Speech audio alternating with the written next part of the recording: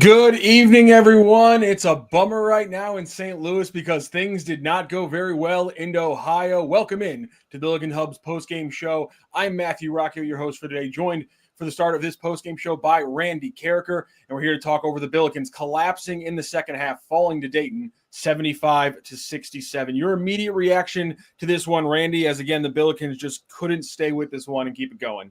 Yeah, it's the same old story, Matthew. The lack of depth, the players that they don't have. They counted on Larry Hughes. They counted on Kellen Thames. This is a team that shot 51.7% in the first half, 50% from three, and then they just didn't have the stamina to keep it going in the second half. Shot 33%. Now, Dayton deserves some credit for that, but I think the Billikens just ran out of gas in the second half, shooting 33% from the field in the second half, 25% from three-point land. And I really do think Dayton was able to sit their starters for a while in the second half. The Billikens were not able to, and I think that haunted St. Louis U. I think you're absolutely right about that. In fact, you're jumping into some of the numbers, so let's just jump into some of the game notes we put together for today's game. The Billikens led 41-28 going into half after an insane scoring half from Swope with 18 and Gibson Jimerson with 15.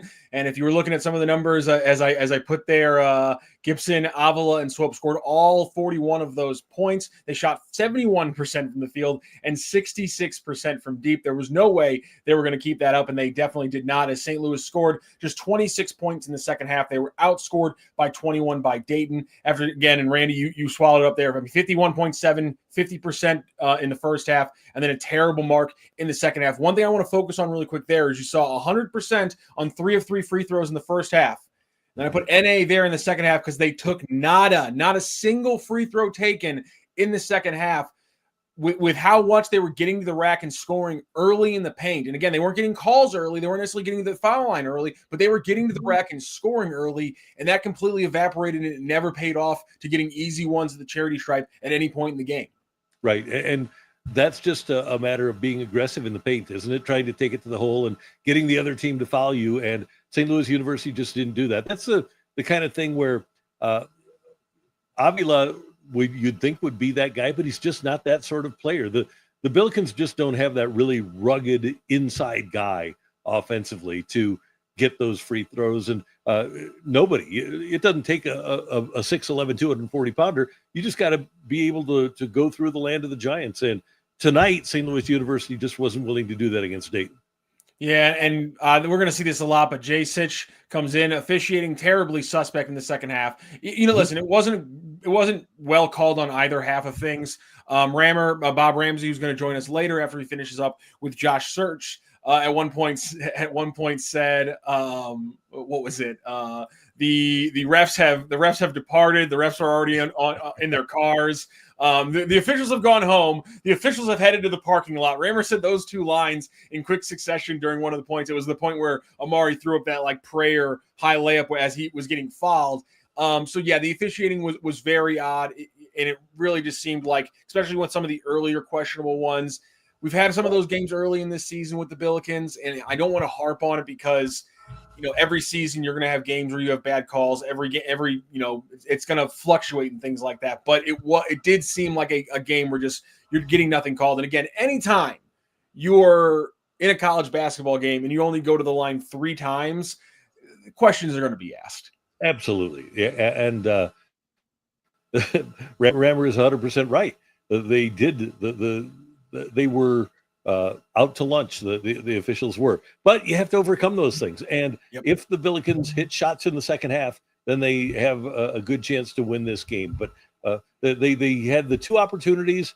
Dayton tied it after being down 13 at the half. They tied at 50. Billikens pull away. Dayton comes back, ties it at 60, and then Dayton pulled away, and St. Louis University couldn't make a move. So it was just in that second half, it was a situation where Dayton went on a couple of big runs, and that helped them win the game. Absolutely. And the non-big 3 finished a combined 3 of 16 on the game, and they tallied 6 of the 9 team turnovers. 9 team turnovers, not that bad when we've seen some of the other numbers throughout this season. The number that did jump out as just being absolutely horrible is just the rebounding disparity in that game. They got absolutely cooked on the boards. It happened early with some offensive rebounds. Things kind of righted the ship. It was one of the reasons they were up in the first half. And then Dayton just absolutely outmuscled them and dominated them in a lot of physical fashions in the second half. Matthew, I've thought this for some time. One of the reasons that Dayton beats St. Louis U every year, especially there, is because and it doesn't matter who their coach is, and Anthony Grant has been there for a while now. But when they get off the bus, they don't have to be wearing their sweats. When Dayton gets off the bus, you can say that's the Dayton Flyers. There's just a look, a style to a Dayton player, and they historically have built really rugged clubs. And we both go back to Obi Toppin, don't we? He was a man among boys, and not that they have that guy this year, but they just have a really tough physical team every year, and this year more physical than St. Louis University. Yeah, Santos is dangerous. Cheeks, obviously, you saw he could make some big plays in those games. Kevin Nixon chiming in on the YouTube chat. And people, if you're watching on Sports Hub STL, and again, we're here on the Sports Hub or the Billikens Hub post game, because that's what we do on Sports Hub STL. When things happen in St. Louis, we go live immediately. Billikens just wrapped up an unfortunate game, and we're here live talking it over with you. Kevin Nixon, Rammer was wrong. The Billikens headed for the parking lot. And I think that's going to be a sentiment we see for a lot of people because they didn't do anything in the second half. They got absolutely blown out. They couldn't hit water if they fell out of the boat. I don't know if I'm gonna, chalk it up to a complete effort issue when they're shooting the lights out and then the ball just completely evaporates. But to their point, 43-28 on rebounds. You can't let that happen. It just seems every time there's a loss with the Billikens, you usually just can focus on one part of their game just completely not showing up. And a lot of the times it's been they let up too many turnovers. A lot of the times it's no one shows up except for the big three. That happened tonight too.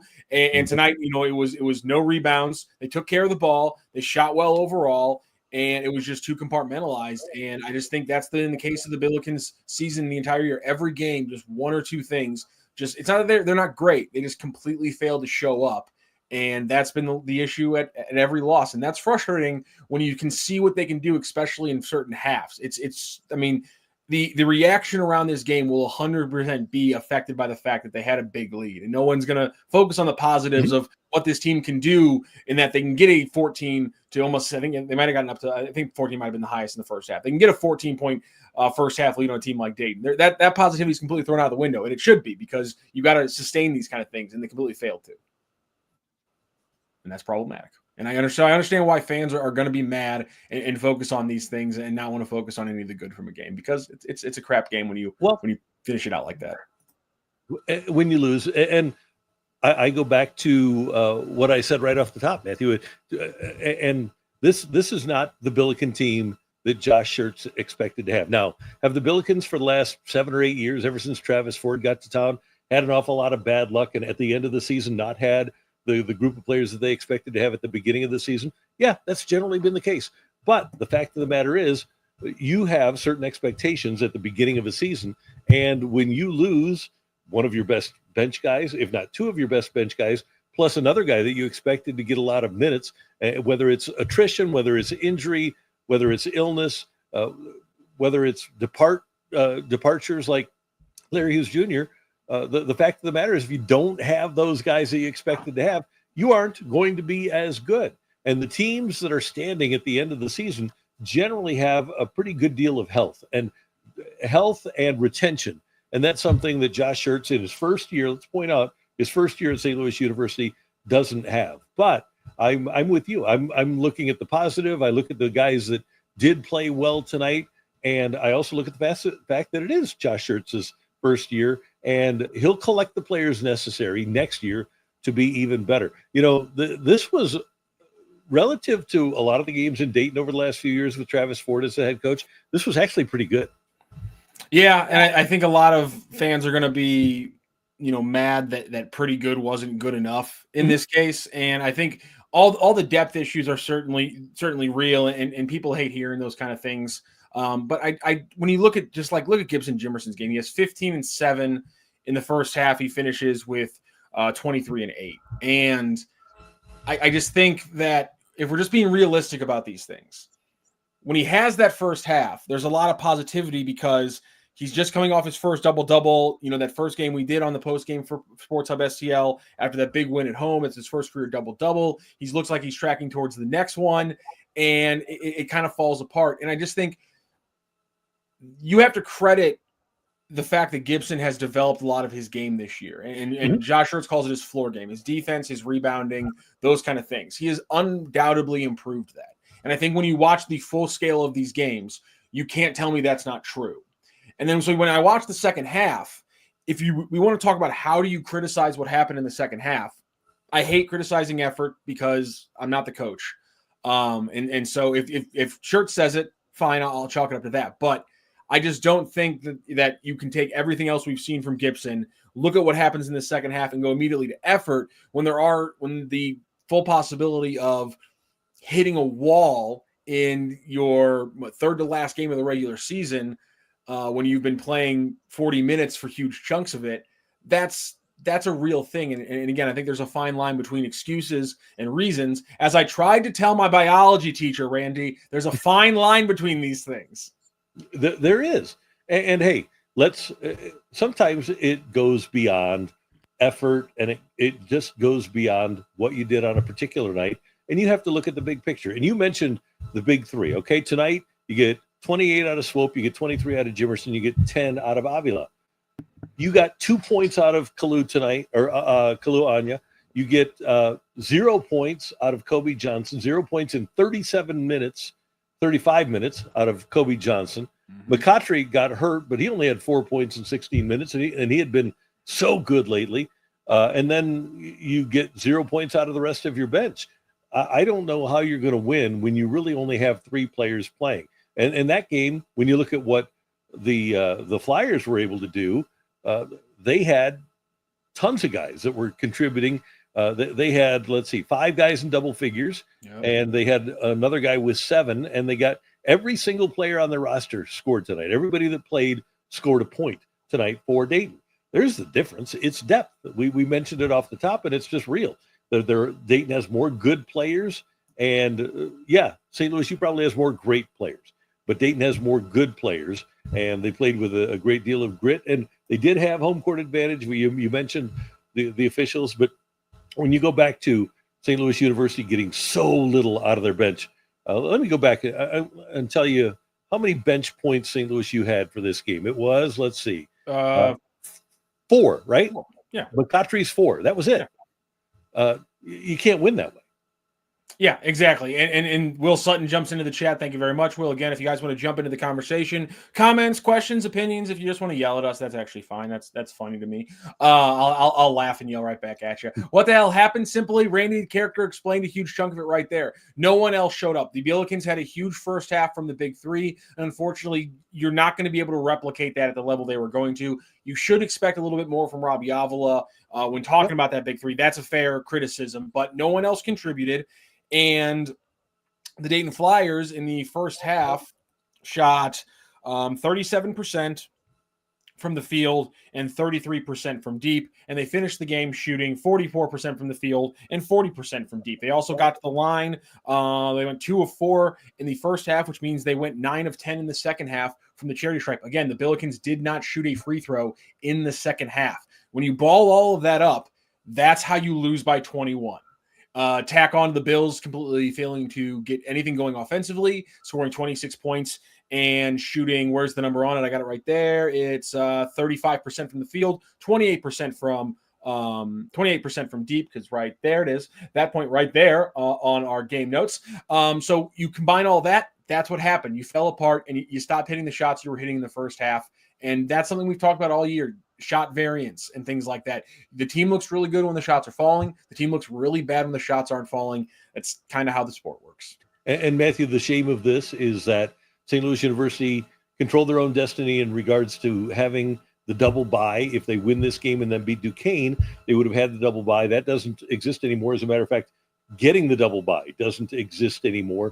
And because of that lack of depth, I thought the one chance St. Louis U had was to win 3 games in a row. It would have been a long shot because of their depth. But now when you have to win 5 games in 5 days, it's virtually impossible for this group to put together that sort of a run. So I would think that we're probably not looking at postseason basketball here in St. Louis beyond the A-10 tournament.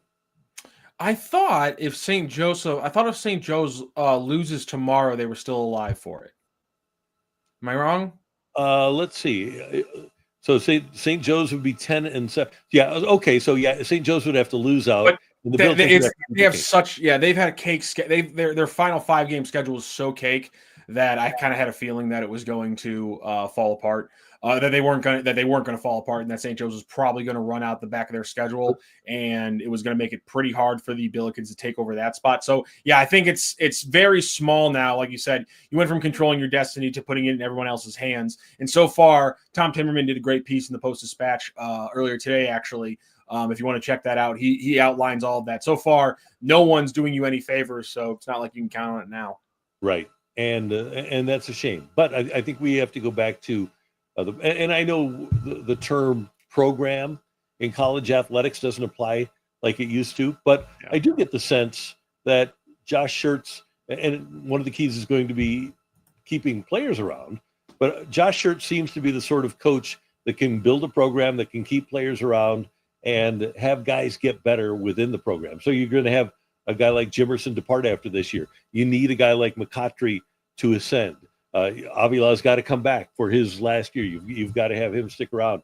But it seems like there's going to be a scenario unfold here in which a guy like McCautry this year will play and not get as many minutes, but be ready to go and take off in his second year. Have you heard, is he unhappy with his minutes? It seems like from everything that I've read and heard that McCautry is actually pretty happy at St. Louis U. I think he's pretty happy. And in fact, if you go back to on YouTube, you can actually go back and watch Randy and Brooks' interview with Josh Schertz back on this past Friday, I want to say it was. It was Friday, wasn't it? Yeah. Mm-hmm. Yeah, Friday morning, Josh Schertz joined Randy and Brooke, and he talked about how building the team up, they have probably 2 starting spots, maybe 3 starting spots open next year. He'd like if Amari would be able to develop enough to jump into one of those spots. And he said that with you guys. And so I certainly seen that's the expectation. The way he's talked about Amari being the highest potential player on the roster right next to Max Picard tells me that the conversation has been told to Amari, which is what he said to you. Our plan is for you to jump into the lineup next year because you lose a guy like Kobe Johnson, who's a glue guy who provides you defense, length, driving ability, ball handling, those kind of things, playmaking.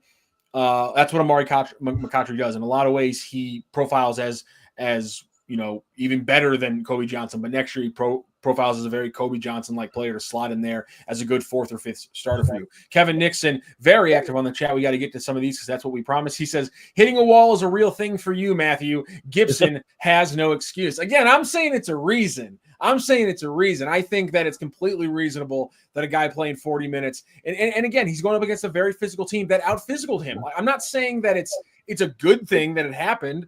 I'm just saying that what happened was he's on scholarship too, and he got the crap beat out of him in the second half by a very physical team that probably has a little bit more in the legs than he does because, as Randy pointed out, everyone's scoring, everyone's contributing. They're running out, right off the bat, they're running out 9-10 deep instead of the Billikens who are running out in most games just 60. They ran 9 deep today. If you include Juwan Simon playing 6 minutes, but the Billikens ran 9 deep today. If you include Max Picard playing 0, so I think it's different.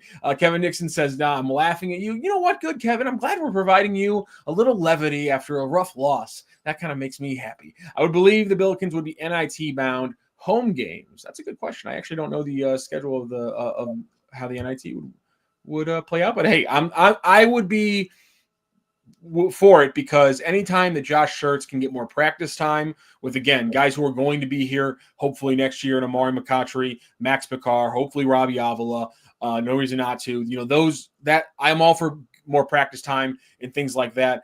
Bill's Holes, love the chat name there, says need Picard to put on 25 pounds at least for next season, right? I know how to do that. Yeah, 25 pounds of muscle probably is a little bit too much for one off season, but he definitely needs to put on muscle. It was his 3rd or 4th appearance in a conference game when he grabbed his first defensive rebound in a conference game. And so he definitely needs to put on a little bit more, but there's a reason why Max Picard has been referred to by Josh Schertz as, alongside McCautry, like I said earlier, the most talented Ross player on this team, ceiling wise, because he's a 7-footer. He's springy. He's got enough of a stroke that you think he could develop into a shooter potentially. So Max Picar's got it all. He completely changes what they can do. He's a guy next year who, if he can develop a little bit, it completely changes what you're able to do because, and maybe you don't want him to put on too much muscle for this reason. I want to play him on the floor at the same time as Robbie Avila. And to do that, I want him to be able to run with guys who are 6'6". So I actually kind of want him to be a little bit lighter, a little bit lower to the floor. But at the same time, he does have to get a little bit better at using his size to actually pull out some rebounds every once in a while. And that's the game now, isn't it, Matthew? You can't have that guy lumber up and down. Even a 7-footer. You just can't have a lumbering team. It's such a game of speed now. And a guy like that, if he can put on the weight and still maintain the speed, that's great. But if you can't maintain the speed, if you're going to be a lumbering sort, you can't play this sport as much anymore. I mean, look at Letang. Look at the Frenchman that Dayton has. I mean, how many times did he step out on a pick and roll switch that now he's on a wing and he's faring his own pretty well. And so that's the kind of archetype you need in today's game. And the Billikens don't really have too many athletic game changers. It's why they don't score a lot in transition, which is really frustrating to me because even when they do force turnovers, which is few and far between, they don't do anything with it, and it's because they're an athletically deficient team. And so Amari McCautry and Max Picard aren't just important because they're talented. It's that the physical profiles of these guys looking forward to next year isn't something that even exists right now on the roster. Even if you profile next year, there's nobody else. At the same time, I do want to say, talking to people, the money is there and the willingness is there for this group to go out there and grab 2 starters and probably two big name starters and probably another role player because there's money coming off the books with Gibson Jimerson that has been put out there. It will be reinvested. They have the money. They will add shooters because Josh Church's complete scheme changes on the dime of having a 4th shooter. If he can put a 4th shooter on the floor and still competently defend, it's all that's the game for him. It opens up the entire playbook. It changes entirely how they can do everything. At no point have they really been able to do that this year. That's the plan for next year, and I firmly believe they have the ammo to make the plan happen. Yeah, and that goes to the comment we got from Bill's Holes. Do you think Schertz is going to be aggressive in the portal like Brad Underwood did at Illinois after their Elite 8 run last year, or be more of a traditional program building guy? I don't think he can be a traditional program building guy. I think there's a place for having a program and a structure, but the traditional program, like Rick Majerus used to run in St. Louis, that Tom Izzo runs at Michigan State, where you stagger your freshmen, sophomores, juniors, and seniors, and you always have a guy ready to plug in.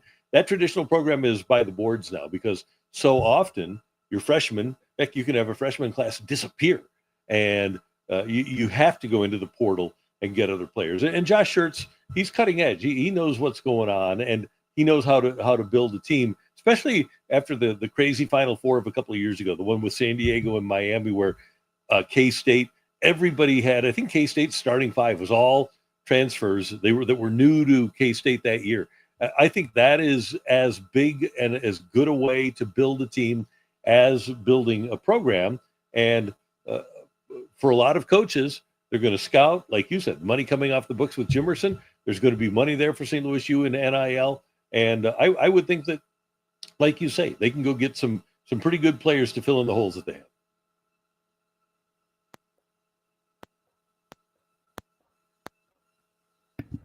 Sorry, my mic was acting up there. I was having problems with my mic on this side. And to your point, I already brought this up, but if you want to go back and watch Friday's episode of the Randy Karraker Show featuring Brooke Grimsley and produced by Matthew Rocchio, you can jump in there and listen to the Schertz interview, and he talked about exactly that, the balance of that.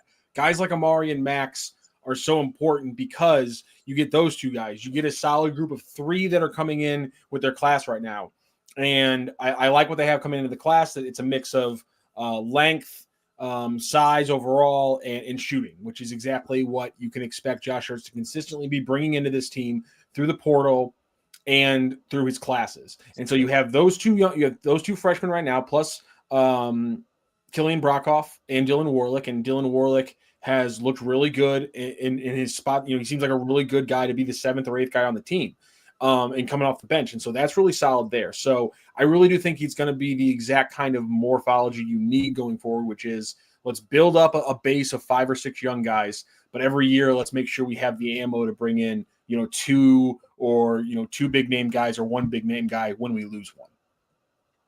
Matthew, I have a question. I don't know if there is an answer to this. Maybe Bob Ramsey has an idea, or it might just be a perception thing. But if SLU can beat Duquesne, get to 18 wins, we talked earlier about the NIT, and I don't know if the CBA still exists. Was it the CBA, the third one?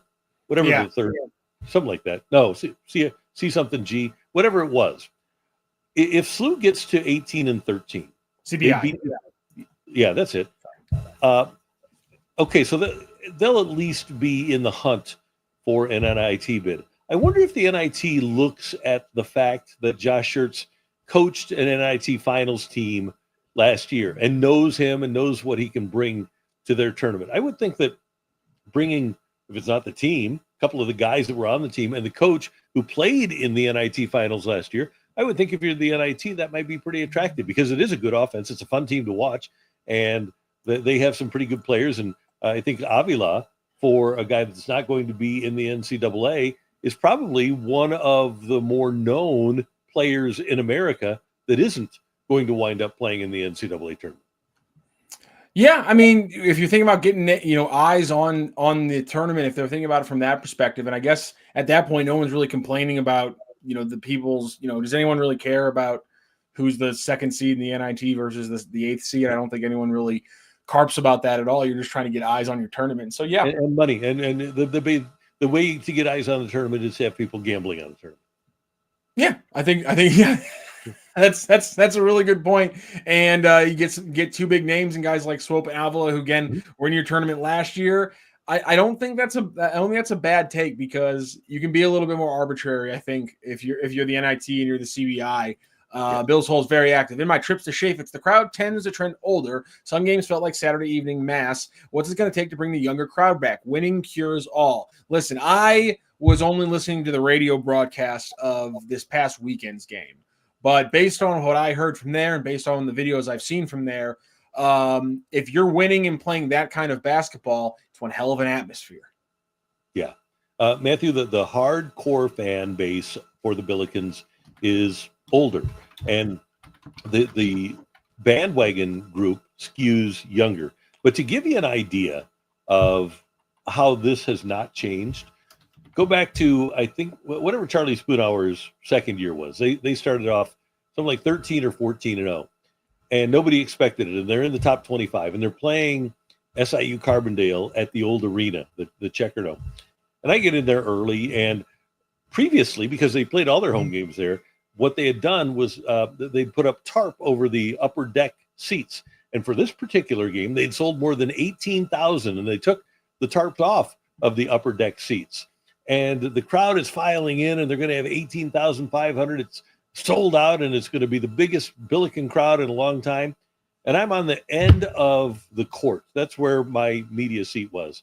And I saw one of the older fans walk in. I said, and I look around. I said, "Man, isn't this amazing?" And he says, "I couldn't even get my own goddamn parking spot." It was an old guy. You're 13-0. You're selling out a game, and you've been a terrible program for years. And that's what he was more concerned about, his own goddamn parking spot, than he was about the team being undefeated and in the top 25. And I think, I'm sure that guy's dead now, but I think to an extent that philosophy hasn't changed. I also think, I think you're also, kind of complaining about something that's just a St. Louis demographic thing right now. I mean, right now, I think I would say that city games are obviously the youngest, but the Cardinals games certainly aren't that young, and Blues games aren't that much younger either. So I think it's a fair complaint, but I think honestly, when they're winning, and heck, even when it's a big game like Dayton, you notice a palpable change at Chaffetz, and so I do think that every game becomes bigger. If you're knocking on an A10 regular season championship, a game against Duquesne feels a lot bigger than it does when you're not. And so it goes from Loyola Chicago, Dayton, What was some of the other big ones? VCU, obviously. George Mason. It goes from those games being the only ones where you got to get there 30 minutes early, else you're not going to get there on time, to being almost every single game. So yeah, winning always cures everything. Yeah, and I think Schertz is the guy. And Rammer and I were talking about this on one of the post-game shows after the Billikens, and Rammer compares Schertz to Rick Majerus. You were on that show too, and I think that's valid. And that's the last time we had a coach, and it might be unfair, but because you've had Jim Cruz and you've had Travis, but that's the last time we had a coach where people went to games because he was coaching the games, because he was so good. That's the way Charlie Spoonhour was here in St. Louis too. And I hope that Josh Schertz can get to that point where we're going to games because Josh Schertz is coaching, and that means we have a chance. Yeah, I would like to think so. And you bring up Rammer, and we can actually bring him into the conversation right now. Let's actually go to the triple box there. Bob Ramsey joins us now on the post-game show. I want to keep you on with us, Rammer, or Randy, for just a quick moment here as we bring in Rammer. Rammer, obviously a bummer of a second half. Just your thoughts, especially after talking to Josh. Well, 14 free throw attempts to 3. See you guys later. Yeah, it doesn't get. Oh, wait a minute. Second half free throw attempts by the Billikens. Take a guess. Goose egg. 0? Yeah, it's hard to. Yeah, sometimes one stat really does say it all. Rammer, was there anything beyond the frustration from Josh in the post game? He talked about not being able to match physicality, and that had hoped that the team was beyond that. But against the top teams, VCU, George Mason, Dayton, Loyola out-physicaled the Billikens in Chicago, not in St. Louis. So being able to match that in a consistent manner, Josh has come up with a thing. He goes, because he corrected me on the post game tonight. I said, the team kind of messed up because they played 3 great halves of basketball. And he goes, it's not about how good, it's not about how you are at your best. How low is your floor? And he goes, you got to be a great team, your floor has still got to be good enough to beat people. That's how you become a great team. And I think it's a really interesting point.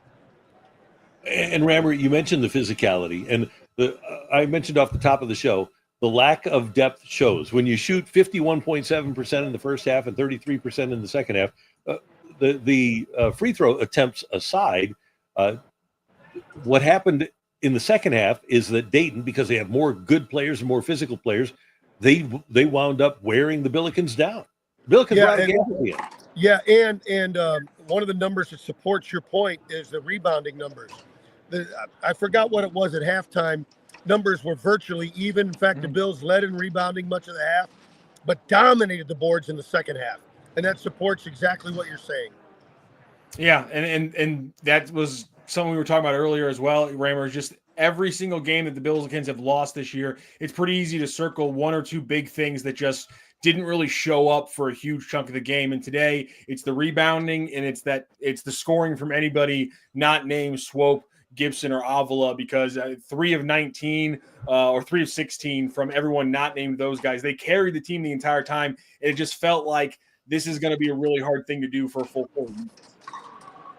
Yeah, and not that it was going to change the way the game was because it was so late, but Amari McCautry, who'd been playing well, he hurts his hip. Who knows what that's going to do? You thought you'd kind of come up with an answer for losing Kellen Thames early in the year. But if you don't know if Amari's going to be able to go. So you're kind of back to where you were, 3-4 weeks ago, personnel-wise. This is the Billikens Hub postgame live on Sports Hub STL. We're joined by our special guest analyst for the Billikens, the voice of the Billikens on KMOX. That's Bob Ramsey and Randy Karraker. We're going to say bye to Randy Karraker. Thank you so much for doing the yeoman's work tonight and joining us so far today, Randy. All right, and I will see you tomorrow and Rammer tomorrow on the Randy Karraker Show. One of your and my all-time favorites, Brian Jordan, is going to be with us, so we're looking forward to that. He's one of my all-time favorites. He never gets mentioned as one of the all-time great team sport athletes. He was a great football player and a great baseball player, and he never gets mentioned.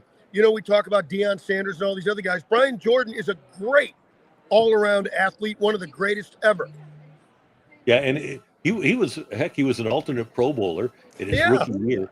I mean, he could hit. If he would have stayed with football, there would have been some beat-up wide receivers and tight ends because, man, could he hit. He could really hit. We will talk to you tomorrow at 10 a.m., Randy.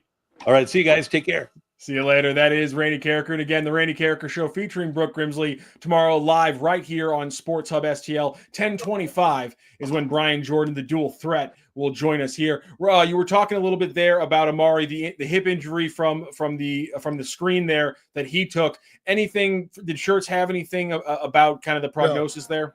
No, they don't know. Yeah, that was a rough one. And in fact, we get a text. I'm not saying this is one of those, but the text kind of matches, and that's Donald Bueller saying Zed Key screens he was setting. Any thoughts on that one, men? I'm not sure I understand the question.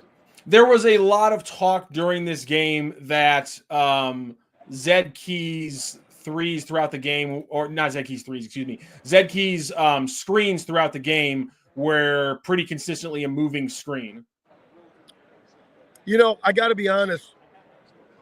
On the radio play-by-play, I focus on the ball so much that it's hard to see it unless it's kind of right in line. I think our texture is probably right because they really ramped up the physicality, but I can't personally confirm it. My thing on that one is, he was moving on some threes. How's it going, Brian Kunderman? He was moving on some threes or on some screens. But my thing is that, it's kind of like managers in the 90s in baseball who people are like, why didn't you call foul on steroids? It's like, well, what am I supposed to do about my first baseman?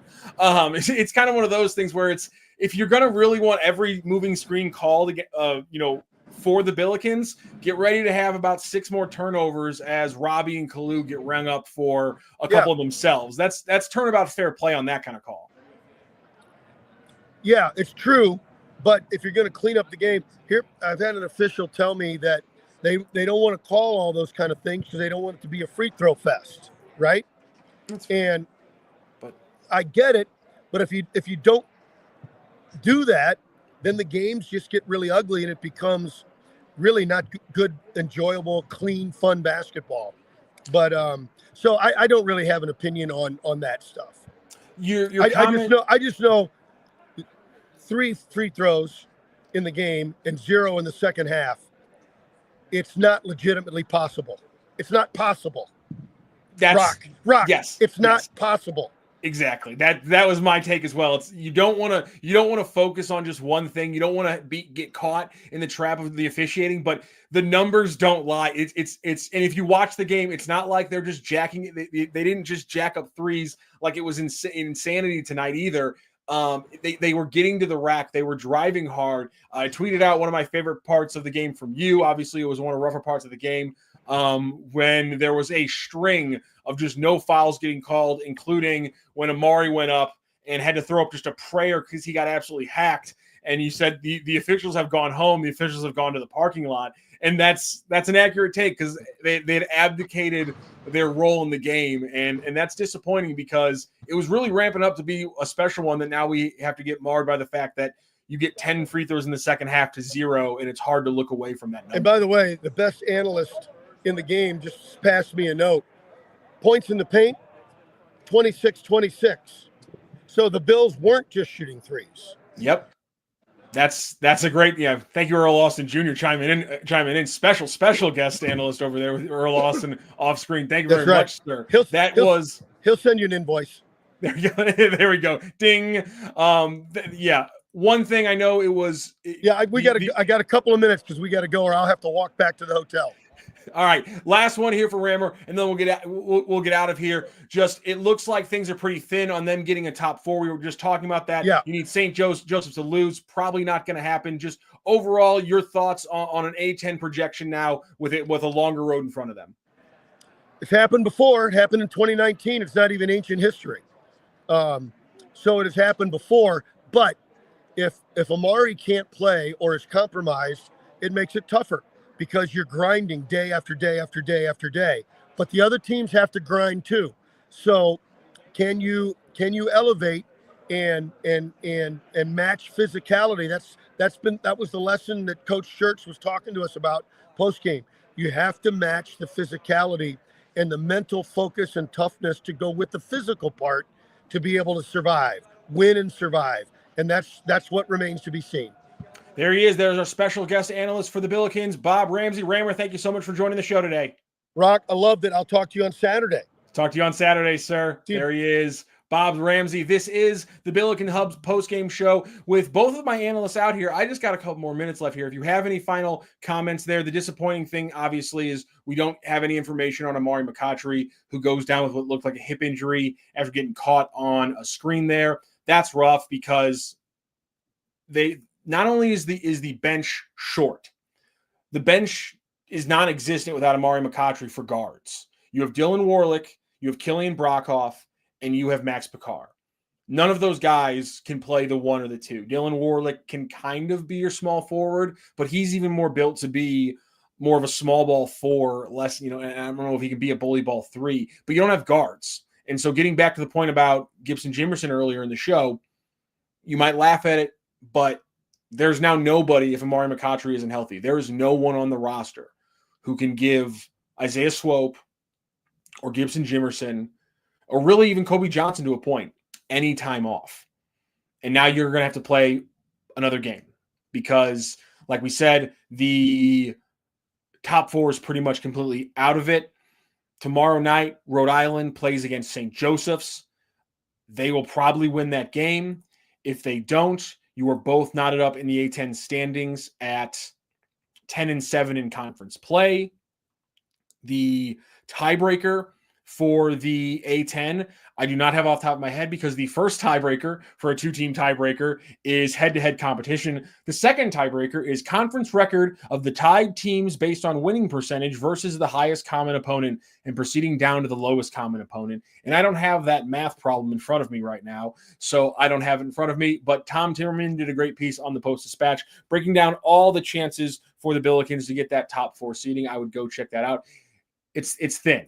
Bottom line, it's thin because going in tonight, everyone was sitting, not everyone, sorry. You had 4 teams sitting at 10-6. Dayton, obviously they're at 11-7 now. They're sitting pretty. Loyola Chicago, St. Joseph's, and St. Louis. Billikens now are at the bottom. You have St. Joseph's, which we already talked about, who faces off against Rhode Island and LaSalle, 2 very winnable games for them. Dayton does have VCU, obviously an extremely not winnable game for anyone who's trying to play it. So Dayton probably, more likely than not, is finishing this season at 11-7, but they beat you twice, so they own that head-to-head tiebreaker. So top 3 is out of it. You're just going for the 4th spot there. On the other side, Loyola Chicago, they have Davidson tomorrow night, and then they have UMass. So again, 2 very winnable games for Loyola Chicago.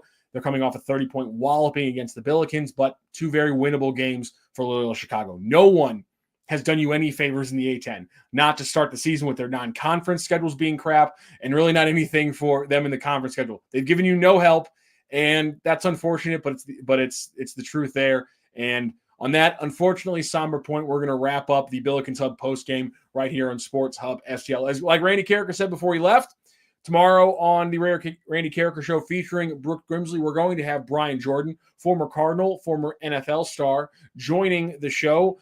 He's always fun to talk to when it comes to hitting. So despite some bad news with Jordan Walker today, we're definitely going to dive into some positive news around the hitting around guys like Victor Scott II. I know Brian Jordan loves to talk about crazy athletes because he's a crazy athlete. And so I think he's going to be excited to talk about VS2, but we'll get into a lot of stuff with the Cardinals hitters. It's going to be a lot of fun. We go live every morning on Sports Hub STL at 10 a.m. for the Randy Karraker Show featuring Brooke Grimsley. I'm on that as well. I goof around and have fun with some stuff later in the show and help produce it earlier on in the show.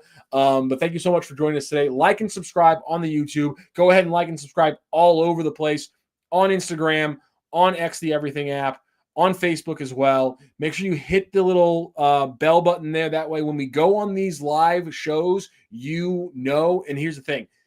You'll know we're going live if something in St. Louis happens. If a trade goes down for the trade deadline in the NHL before Friday or on Friday, Sports Hub STL is going live to talk about it, and we'll have people like Brooke Grimsley and former Blue Jamal Mayers talking about a Blues trade. When City made a move, I was able to jump on immediately and talk about it. If something happens with the Cardinals, if something happens down at spring training, that's a big deal, like a bigger deal than Jordan Walker getting hurt, we'll be live to talk about it. Of course, any live events like this, we're having a post-game show right here on Sports Hub STL. We got the Billikens Hub post-game, Cards Hub 365 always does a post-game, Mizzou Hub, City Hub, and Blues Hub. Every game, we got a post-game. So follow us right here on Sports Hub STL. Have a great night, St. Louis, and we'll talk to you tomorrow morning with the Randy Karraker Show featuring Brooke Grimsley, and we'll also talk to you anytime something's happening in St. Louis.